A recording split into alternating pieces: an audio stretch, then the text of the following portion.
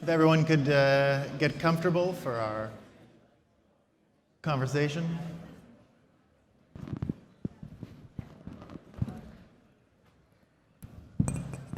So we have in front of us a panel of people who are subject matter experts in both moving money around the world and moving goods around the world. And they're going to share a little bit about themselves to get us going here because they have quite an amazing background, and you're privileged to have the knowledge of these people here up on the stage and to hear what they have to share with you. We're going to start with Lamar here, who is the only startup in the gang. So he can give a brief description of himself and how he got. My name is Lamar Wilson. I am the CEO and CTO of Hydro. We are a distributed ledger platform that allows for the trade of trade assets into an asset distribution marketplace. So glad to be here. Thank you. Thanks, Lamar. Hi, I'm Lata Varghese. I head up Cognizant's blockchain practice. So my responsibility is to bringing together integrated business and technology consulting as well as implementation services around blockchain and distributed ledger to our clients. And my specific role now and focus has been on business consulting as well as standing up platforms and solutions based on shared infrastructure. So we do this with our own internal technologists who are blockchain and enterprise technologists, as well as a network of very strong partnerships. Very glad to be here. Thanks, Lata. Jack. Hi, everyone. I'm Jack Lee. I'm with Foxconn Group. I'm the management partner of Foxconn Financial Service Group and also in charge of the fintech and blockchain investment. Recently, we also launched a new supply chain blockchain project called Chain Finance. I'm the founding partner of that. Yeah. Thanks, Jack. Stephen. Hi guys, I'm Stephen Moran, Head of Research, Bank of Ireland Innovation, and like a lot of banks, we have an innovation hub that on one hand does the invest, acquire, collaborate kind of model with fintechs, and on the other side we have the deadly serious job of trying to test and ground some of the solutions to unpick the problems that are systemic in both the organization and the sector as a whole. And to do that, we look to platform new solutions using a lot of technologies, one of which would be blockchain, but not exclusively. Hi everyone, Shomak Chatterjee. I lead our Deloitte Canada's blockchain team. In that role, I have ownership of our advisory business, advising clients on blockchain-related transformations. I also lead a blockchain engineering function where we are driving change with our clients every day in building solutions on multiple platforms. I have been fortunate to work in the trade finance supply chain space for a while now, including working with some of my bigger financial services clients and regulators. So glad to be here. Thanks a lot. I'm Nolan Barley, and I'm a researcher and writer with CoinDesk. And I wrote a report last year on trade finance. And we were able to find out some of the problems that exist in the current way of doing business analog-wise. And it's 6 pounds of paper are needed for your typical trade cross-border. 6 pounds are couriered physically across borders. And our panelists here all have a story to tell about some of the problems that they've seen in the system and some of the problems they're trying to solve with the way we've done it until now. So we'll start with Lamar again first here. Yeah, so when he's talking about a lot of those pounds of paper, when we look at it, we're looking from an open account standpoint, right? So even in that, there might not be pounds of paper, but there are still, when people get those assets, they're still sending them using Excel spreadsheets. It's 2017. We send emails, but now we're still sending Excel spreadsheets and PDFs to get deals done in the back end, right? Again, I have to tell you guys, we focus on the financial supply chain. So we're talking about once they become invoices, once those assets become invoices in an open account situation, and then they're traded, and people are still using Excel spreadsheets to distribute these assets, and it's kind of archaic, right? Yeah, with a lot of manual input. A lot of manual input, a lot of back and forth, a lot of things that have to happen before settlement happens on the trade. And blockchain, of course, alleviates a lot of that pain and friction. So, Stephen, What has the Bank of Ireland seen in some of this stuff? Well, I think that the real impetus for us was Brexit last year. So our largest trading partner is the UK. We're exposed insofar as that we have our own dominant business in the market, the Irish marketplace, but we also have a relationship with through the UK Post Office through 11,000 branches there. But what we see, we're an export-led country, and what we see is the uncertainty. So even though nothing actually changed in terms of the documentation around trade finance, what actually changed was, on the behalf of exporters particularly, the uncertainty as to what would change. So what we saw was we had real currency fluctuations that happened at the time, but then we saw kind of this uncertainty where people were saying, who were a flight from corporate finance potentially to trade finance. The organization was bombarded with requests for information as to what was going to happen in a post-Brexit world. What I think the organization realized, even though we're the world's 19th oldest bank, we've been doing trade finance for well over 200 years, is that we're in an increasingly fragile world where a Trump or a Theresa May can actually switch out your lights in the space of a week. And this is something that we need to mitigate. So we need to decouple. We need to decouple much of what happens in trade finance from, from, I won't say political influence, but certainly from a lot of the Take control of it. Take control, Take control absolutely. of it. Or at least give our clients the control they need. Yeah. Jack, you've been involved in some of the greatest, your company's been involved in some of the greatest supply chain innovations the world has ever seen. So you guys have had a great perch to see what's broken. What can you share with us about what you've seen that doesn't work in the system? Yeah, I think just like as Lamar say, from for the supply chain, let's break it as let's say the three part. Okay, the information flow, which is the procurement, PO, and then logistic, the goods flow, and later the payment. Indeed, this three part is really broken. It hasn't been, especially in the typical supply chain, especially involved with a lot of SME. For example, like our group's company's supply chain. Then it's never been well integrated. So the system cannot talk to each other, but still a lot by paper. Logistic also by paper internally. Then fax and then maybe email. So Foxconn is able to get good visibility and good treatment, but the people that Foxconn has been dealing with, those SMEs, have been having a lot more trouble. No. Yeah. Still, there's a lot of trouble there. So therefore, we see there's a gigantic opportunity to integrate the whole system, to streamline the system, especially now with the blockchain. There's a way we can integrate from money flow and then goods flow and later the information flow to make it everything is decentralized in the system. Yeah. And we've got two consultants here who I think have been giving advice on this stuff for years, so they also have a very unique perch from which to have seen some of these problems. If you could share what you've learned that just doesn't work. So I think one of the things to think about when we think of this new age is the risk of the business, of the financiers, whether it be the banks or whoever is financing those trades, and how they look at risk from the perspective of where they put capital in. And if you have a very risky model, what we've seen is banks increasingly would rather not get into those deals because the data is just not transparent, or you don't trust the data enough, and you have to pay a whole bunch of other organizations to validate the data. It becomes just risky and more manual and more intensive in terms of cost and operations as you go. So the entire vision, I think the broad promise is, can we actually create a different risk cost dynamic here?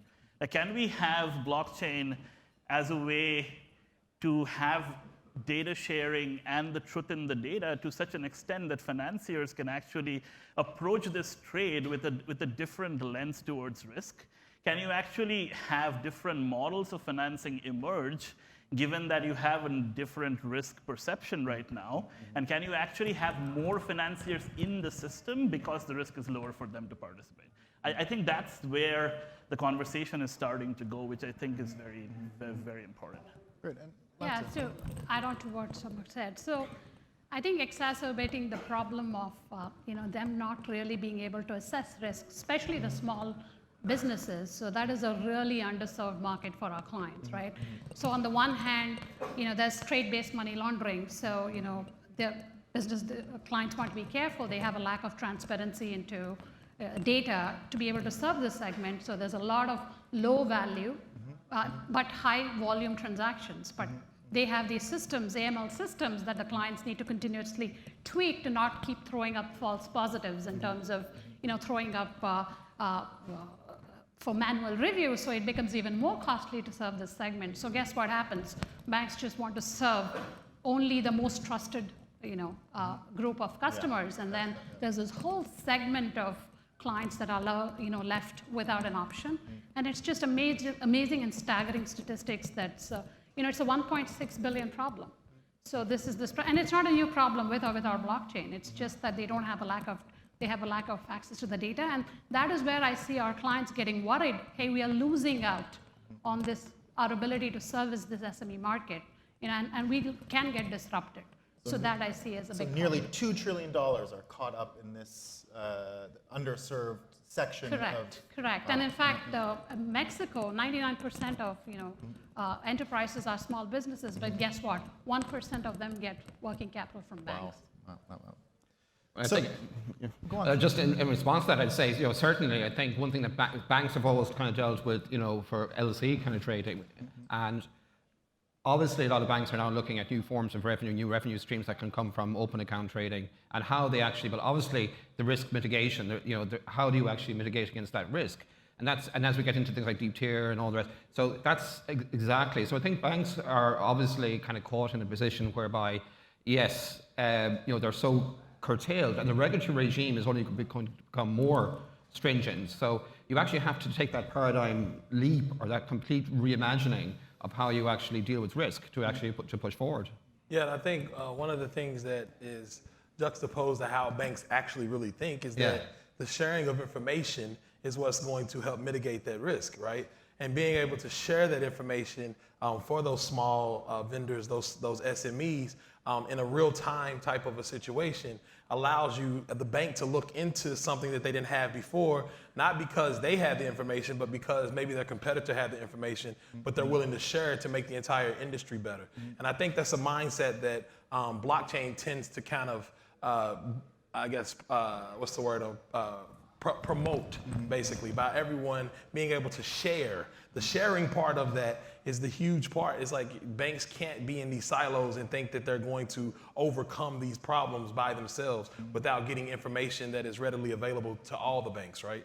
So. And Lamar, as the only startup in the group, have you found banks very receptive to your ability to help them share? Yes, there are some banks that are progressive, I would say, but to a bank instead of to a person.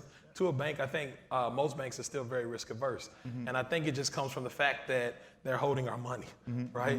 Which you kind of want the people that are holding your money to be a bit risk averse. But when it comes to just information, and not necessarily around value of things, but just information to say that this supplier, this supplier has you validated this supplier's invoice, right? And now you know this invoice is real, and you tell everyone this invoice is real and that we already have it, right? We've already bought this invoice, so that same supplier can't go out and try to sell it to the Bank of Ireland and try to sell it to Credit Agricole. But just that little bit of information, right? Just that little piece of information stops a lot of the fraud related to that supplier, right? So it's that kind of thing that I think banks will start opening their minds up to, because it's not about sharing your entire book and telling too much about your business. It's about sharing information that needs to be shared so that you can do a better job in making credit decisions. They're familiar with markets, and you've created a market for them that they can rely on and they'll go to.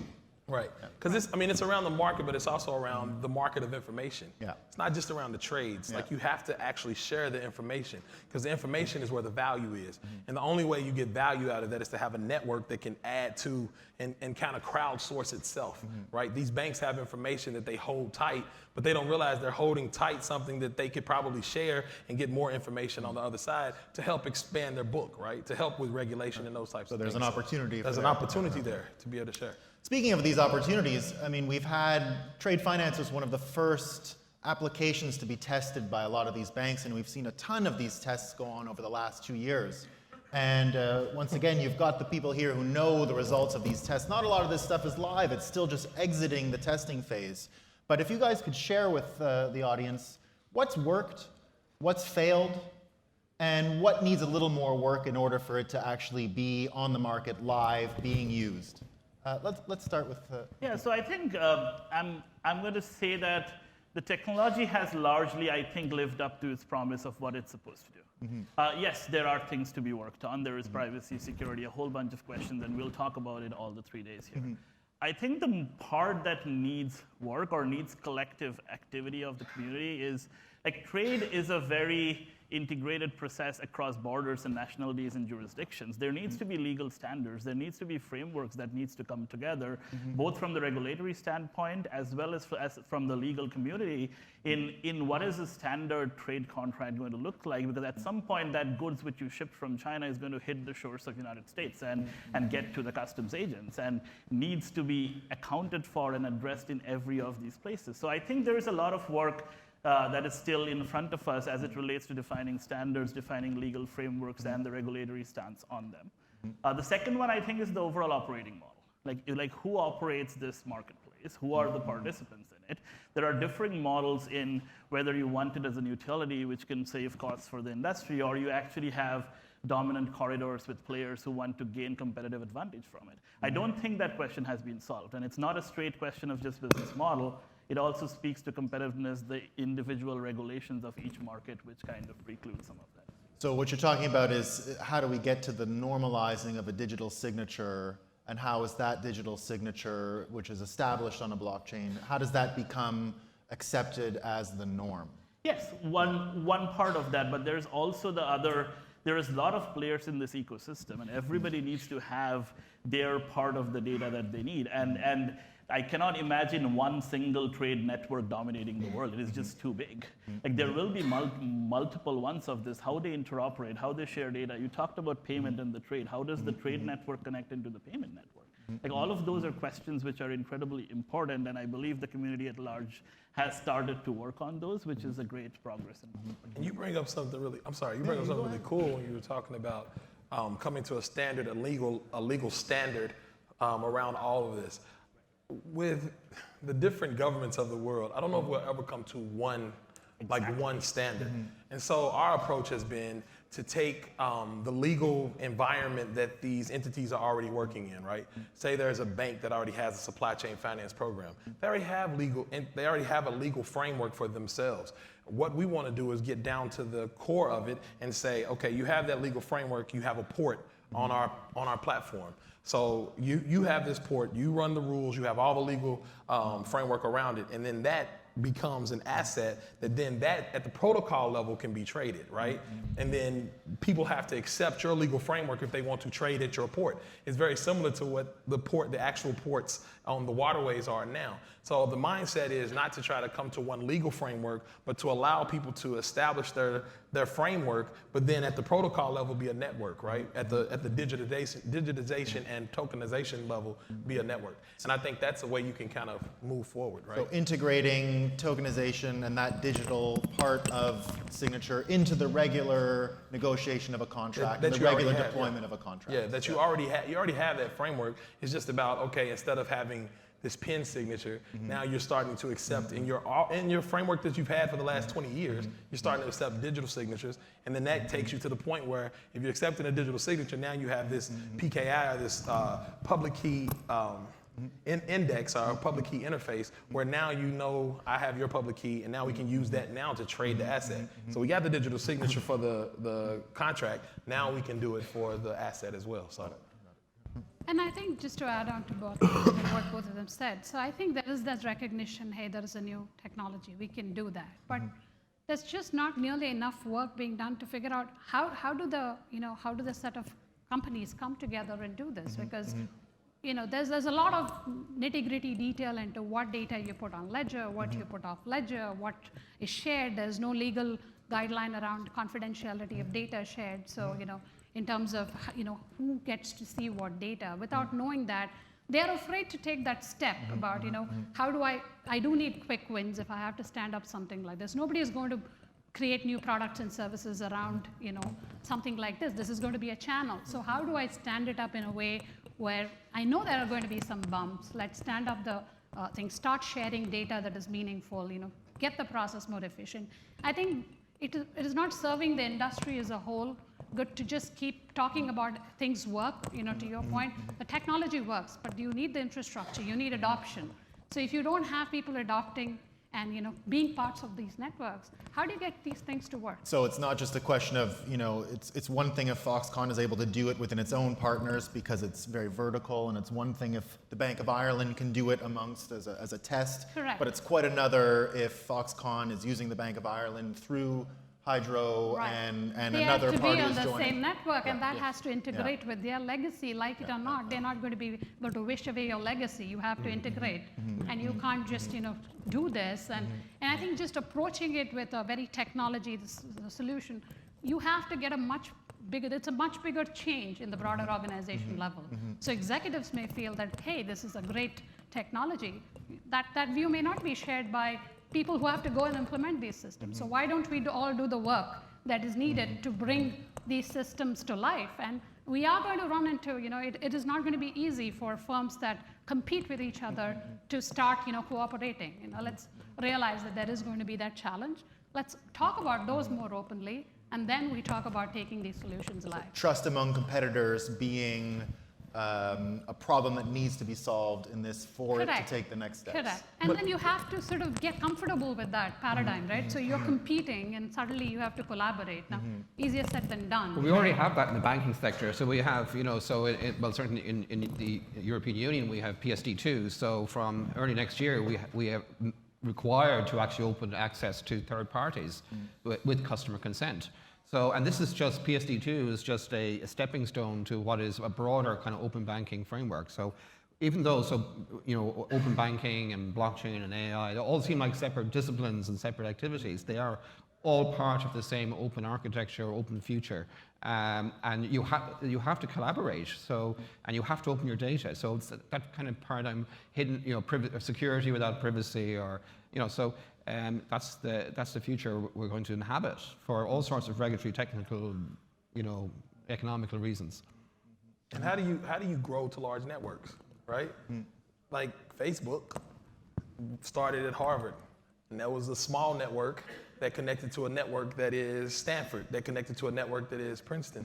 And so I think in that example you gave, if these two companies are working together, they already trust each other. They've been doing it for the last 20 years. Use that network and then allow someone else to have the network. But I guarantee Foxconn is probably in several banks' networks, right? And so they become the connector that connects all the networks. I think, you made a good point. Currently we have a different approach. Although before we talked to some bank before, but we know it's hard, even from like Citibank, the kind of, I think number one in Asia for doing the trade finance. However, I talked to them, they say, yes, for Foxconn's direct supplier, most likely they can finance. However, for the upper tiers, the tier 2 supplier, they can finance part of that under the condition of at least 30% guarantee with cash. So then for the third tier, impossible. Wow. Therefore, we realized this problem a year ago, and then that's why we decided to launch Chain Finance, as I just mentioned. Because we want to use the Chain Finance as an independent company. We use Foxconn's upstream supply chain. We want to do the deep tier financing for them. Okay, so therefore we can hook in the data of Foxconn's payment data, procurement data with the direct supplier data, level 1 supplier data, and also have the level 1 supplier invite the level 2 and the level 3, and then they can all this payment data will be written, the account payable from Foxconn will be written, let's say, pay in 90 days. And then they need a working capital, they can get the financing from the Chain Finance. Or they can pass through, they can divide the payment, let's say 1 million payment, they can divide it as many as they like to pass through the tier 2 supplier, as many as they like. And also tier 2 can do the same thing in the system, in the blockchain system, pass to tier 3, tier 4. Therefore, we found, because the problem in China now for the SME is 85% of the SME is unable to get finance. They have to go do the shadow banking, they have to go do other financing deals, which are not even they cannot get factory. As I say, only part of the tier 1, they can get factory, but in a long time, let's say maybe 3 weeks from bank. So it's very inefficient and very costly, especially for the upper tier, smaller supplier. So therefore, we create the Chain Finance, the company. We use Foxconn supply chain as the first trial, to invite more and more, maybe hundreds of the supplier of the upper tier. And later, we will use this case as to show to other core enterprise, like say Huawei, like even General Motors, for other industry. Lead the way for the Yes, other ones that yes. have these That's why we complicated think networks. it will be easier, and however, we still will invite the bank, to join us to provide the financing for Chain Finance. Right. Just to add to that, right? So Yes. it's important that the banks are kind of collaborating to build this, because Yes. if you don't see both sides of the transaction, Yes. and it doesn't need to be blockchain, right? No. So if you look at India, they came up with the TREDS, the trade receivable discounting system. The government decided, hey, the SMEs are getting a raw deal. Let's give them a system by which they're able to discount their invoices. Yes, So yes. it's not that it's blockchain. It's more about what is the problem, right? Yes. And if you have a lot of banks collaborating to kind of stand up a solution, the chance of adoption is higher. Yeah. And then you have, better chance of it succeeding as a solution. Yes. Otherwise, there's no lack of existing solutions or attempts to digitize, right? It's about adoption. Exactly what you say. The role of a Chain Finance to create this platform is to validate the invoice and the payment, and then to make it a very good quality of asset. And then either commercial bank or the P2P, marketplace lending, they can bid for the asset. And right? Jack, And then provide the financing to the. You were saying that it's the third tier that's having trouble getting the financing. How deep do your tiers go?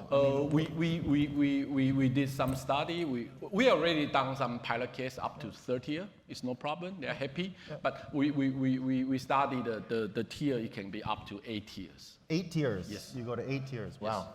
Yeah, while we try as many as possible. Let's see, in the coming months, because the company just founded, well funded last month, and then it's launched, it's hiring people. Yeah, so we are gonna do more cases. So in your typical company, you've got a trade finance division and you've got a supply chain management division. And now that we're seeing that money can move a little easier, we're starting to see the goods enter the same rails, the same lines of communication as the money. The two divisions are kind of coming together. And money has moved some pretty interesting things this year. I know the Bank of Ireland moved some interesting stuff over the summer. And I would say, but I would take a look at what the kind of things that are happening, certainly in the Irish market. I think it was just back to even to the point there. So I know our competitor Barclays, not in the same market, and the Irish Dairy Board and FinTech Wave, they did their first transaction there. And I think what's interesting there is that the money is still moved via SWIFT. So fundamentally, what we believe is that, while we still have SWIFT is actually is pretty good, and that actually the Other future. than the big hack. Yeah, the future is pretty much around a digital native currency. So you to get that consensus mechanism, you still. So I won't say Bitcoin because banks don't like to say that, but reality is you need a digital native currency in an open permissionless platform. That be the future. In the meantime, we could do what we're still good at, which is, and if I look at the Irish marketplace, the kind of things that we're looking at are very much around where we need good transparency and where we have. So that can be equine, it can be where you've got very kind of fragmented value chains, but also where provenance is also required. And that's something that, as an export-led country, where we deal a lot in produce, we deal a lot in livestock and whatnot. So I would look to more of those areas as the areas that we're focusing on, where we can actually help. Because remember, it's not just about the bank helping itself. It's about how as well we have a mandate at government level to help companies, corporations actually do business and to ease the trade flows. Mitigating the damage from a recall of a cow raised. Absolutely, that would be, and this is exactly the point. So there would be systemic issue in the Irish marketplace, or in many, New Zealand would be the same way or whatnot, if suddenly we had a BSE or crisis or something like that occur again. So increasingly the pressure is not from within to innovate. And remember, the focus of our innovation is not the technology here, it's actually the business and operational models that surround it. It's actually more about how we can help our customers and the country. And with 50% of the business and corporate lending flows in the country, that is the country. And that's why we've seen luxury brands sort of grabbing hold of this right away, because they're able to take advantage of this provenance. Do you have has Deloitte seen a lot of that? Yeah, I think like the interesting pieces that come to mind is art. Yeah. Like a big art market. We've been active with auction houses, with governments who are responsible for driving art in the market, and like provenance there plays a large role, not only for the value of the actual art, but also in the parts that are connected, insurance on the art, and all the connected processes. And that's just one part which probably when you go in and start talking blockchain, you wouldn't naturally think of that. But art is one. I think we've seen a lot of activity, like I'm Canadian, so like in the commodities side, like what you do with potash and some of those commodities that actually span the world and are distributed right from the part of exploration to the end point. And the other one I wanted to say is it's not, like we talk about merchandise all the time, which is physical goods, but we're getting into the part of digital delivery as well. Like you guys have seen what Spotify is doing with MediaChain and the announcement there. It's digital delivery of goods, which is not financed or not goes through the normal ways. But in that context of moving digital goods, I think we're increasingly seeing a role with the Spotify announcement, specifically on attribution, on rights management, and how you track that through from the part of creation to the listener, and then connect payments and all those connected stuff around it. So those, I think, are very interesting places where the technology is. So you mentioned insurance entering that dialogue of money flowing with goods in this case. Lamar, do you see that in your platform? Do you have that ability to integrate not only just moving trade finance when you're moving your goods in your supply chain, but is insurance already a part of that? Yeah, so we're working with a company called Euler Hermes. They're the largest provider of trade credit in the world. And they have a particular thing called single invoice.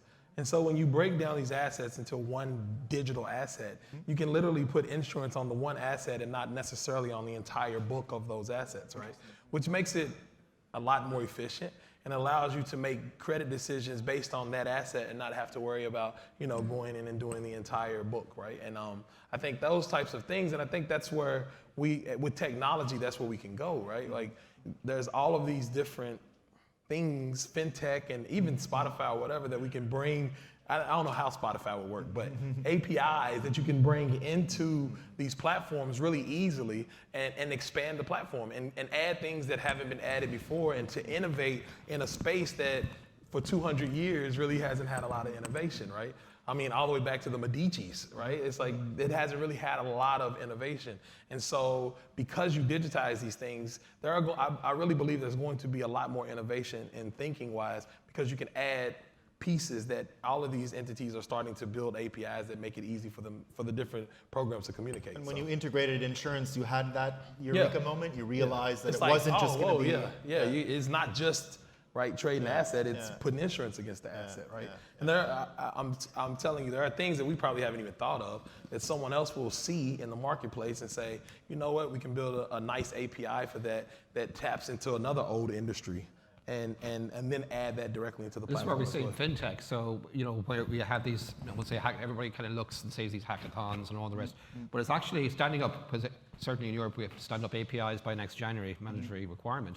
But that it's only where you actually bring in those externals, fintechs and whatnot, that suddenly the propagation of ideas. We can never imagine, we will never innovate as fast as our customers. We will never think of the ways that they will use APIs. But all we can do is actually provide the pipes, really focus, double down on the security, and that's really important. And some of the ways we kind of look to do that kind of security is certainly using, DLT and blockchain type, or at least inspired, scenarios, technologies. But so API platform. My job is to disappear blockchain over the next number of years, so that to the point where nobody talks about it anymore. Right. Yes. So success for me is where you disappear it completely, in much the same way as with any other aspect. What's interesting is that whenever we actually sit down and talk with our enterprise architects and whatnot, and once you explain what this is, they go, oh yeah, that's okay, we understand that. And they do, because once you rationalize it, we tend to over-engineer, you know, what this is about. At European level, I sit in the European Banking Federation blockchain workforce, and everybody sitting around that table has their own use case and whatnot. That's not the focus of attention. The focus of the attention is how do we lobby and how do we talk to regulators and national bodies. And the reality is then, I think last year we sat down with the German, we talked with the German regulator, and they said, nobody's actually presented to me exactly what it is you want to have regulated. And you know, in the UK, it's pretty much the same way. So I think that we need to stop the focus on the technology. The technology exists there, and I think that we need to understand we're in an open, collaborative kind of world, and just get the stuff out there. And in terms of that legislation and the legal frameworks and whatnot, they're the inconvenient truths, and we need to double down on those things to make it happen. And from a bank perspective, I mean, now that we're seeing that it's becoming so much easier to move money and that it's being tied to goods, and we've seen some of the provenance stuff and the ability to charge a luxury price, will we see this uptake happen? Will we see people use it because a trade financier can now fulfill ethical consumption habits of buyers? Is that one of the ways that this is going to penetrate the market and become normalized, that the trade financier is now able to satisfy not just moving the money, but to a greater extent, the much more sophisticated consumption habits of people these days? Yeah, the provenance. So we've done this pilot, you know, for 3D printing. If you look at 3D printing, it's the IP. You know, it's a very valuable digital asset. You want to make sure that it's printed authentically and that, you know, the right 3D printers and the suppliers, the industrials are all collaborating. So the critical thing is to be able to get all of them, and this is what we are now in the process of developing, that ecosystem, where you create that ecosystem of the 3D printers, the service providers. You have to get the industrials in, you have to get, so if you want seamless manufacturing, so this is a good example of where, you know, you want to make sure that the designer gets compensated. You know, you don't want fake versions of, because it's the IP is in the file. So that's a real good use case because it's not encumbered by legacy. You don't have to go change something. This is a digital asset. So how do we create provenance? How do we create data around it? And over time, other use cases will emerge. You know, the data exists around it to, you know, as to the manufacturing history and all of that, and then you're able to do supply chain finance. But the critical work is to get the ecosystem together, get the participants together, because otherwise you can keep doing experiments and nobody will care after a couple of years. Yeah. So Lamar, what do you think about just that idea of motivating the trade financier? Do you see that in your business when the bankers and you're working with them? Did they come and say, well, I want to make sure that the stuff I'm financing for my clients meets the standards that they are expecting? We haven't really hit that yet, right? Yeah. I know that we had another group that was up here with us before that was more about the physical supply chain. Yeah. Like I said, once again, we are more so focused on open account and invoices that we really haven't hit that point yet, right? We don't track the entire supply chain all the way back to the root of the tree, right? We don't go there. So we really haven't had that, but I can see how provenance is definitely something that has to be taken into consideration.